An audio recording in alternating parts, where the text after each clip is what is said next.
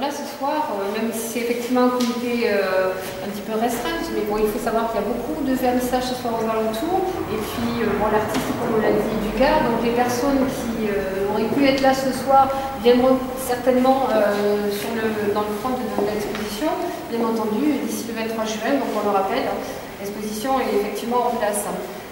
Donc vous avez une série de grands formats, principalement sur le rez-de-chaussée, et une série de petits formats à l'étage, donc tout réalisé à l'huile.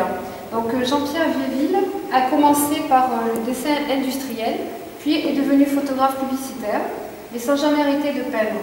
C'est dans les années 80 qu'il envisage l'art comme un moyen de réponse à sa nécessité intérieure, comme il le dira lui-même, ne gardant que l'émotionnel comme base de recherche. C'est pourquoi l'artiste définit d'ailleurs son travail d'art abstrait lyrique. Alors bien qu'abstrait, on a tendance, en tout cas pour ma part, à identifier le graphisme comme des éléments rattachés au monde minéral. Quelques toiles sont à mon sens très japonisantes, limpides, aériennes ou aquatiques, plus transparentes en tout cas. D'autres nous parlent de roches, des entrailles de la terre, et les tons sourds, la matière, y sont pour beaucoup. Sans oublier certains titres qui sont là pour renforcer cette impression. Il y a même une empreinte de main qui peut effectivement faire penser à l'art pariétal, donc les hommes des cavernes, c'est sur cette toile-là. Mais passé ce sentiment d'identification des choses sur la surface plane, on se rend compte qu'il n'y a guère de thème, seulement, si j'ose dire, des lignes, de la matière, du rythme, dû à la répétition des formes, accentuée encore par la série de toiles mises côte à côte.